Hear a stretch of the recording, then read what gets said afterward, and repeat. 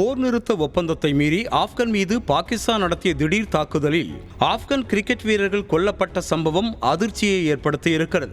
நடந்த சம்பவத்தை தொடர்ந்து ஆப்கன் தரப்பு முக்கிய அறிவிப்பை வெளியிட்டிருக்கிறது. இந்தியாவின் அண்டை நாடான பாகிஸ்தான் அதன் அண்டை நாடான ஆப்கனுடன் மோதல் போக்கை கையாண்டு வருகிறது. 2021ஆம் ஆண்டு ஆப்கனில் தலிபான்கள் ஆட்சி பொறுப்பேற்றது முதல் இரு நாடுகளுக்கும் இடையிலான மோதல் வலுத்து வருகிறது. இதனால் உயிர் பலிகளும் தொடர்ந்த வண்ணமே இருக்கின்றன. கடந்த வாரம் இந்த மோதல் மீண்டும் உச்சம் தொட்ட நிலையில் இரு பக்கமும் உயிர் பலிகள் ஏற்பட்டன. தற்காலிக போர் நிறுத்தத்திற்கு கத்தார் நாடு அழைப்பு விடுத்ததால் இரு நாட்டு எல்லையிலும் சற்றே பதற்றம் தணிந்தது.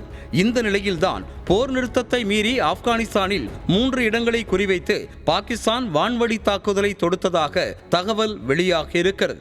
இந்த தாக்குதலில் சிக்கி மொத்தமாக 10 பேர் உயிரிழந்ததாக தெரிவிக்கப்பட்டுள்ளது. இதில் ஆப்கன் கிரிக்கெட் வீரர்கள் கபீர் சிப்கதுல்லா மற்றும் ஹரூன் ஆகியோரும் உயிரிழந்ததாக அந்நாட்டு கிரிக்கெட் வாரியம் அறிவித்திருக்கிறது.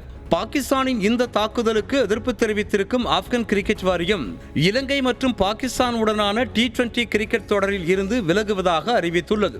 ஆப்கன், இலங்கை மற்றும் பாகிஸ்தான் ஆகிய 3 நாடுகள் பங்கேற்கும் முத்தரப்பு T20 கிரிக்கெட் தொடர் நடைபெற இருந்தது. இந்த நிலையில்தான் திட்டமிடப்பட்ட இந்த தொடரில் இருந்து விலகுவதாக ஆப்கன் கிரிக்கெட் வாரியம் அறிவித்திருக்கிறது. இரு தரப்பிலும் நடக்கும் போரில் கிரிக்கெட் வீரர்கள் கொல்லப்பட்டிருப்பது கிரிக்கெட் உறவிலும் மிகப்பெரிய விரிசலாக பார்க்கப்படுகிறது. செய்திகளை உடனுக்குடனும் துல்லியமாகவும் தெரிந்து கொள்ள சப்ஸ்கிரைப் பண்ணுங்க.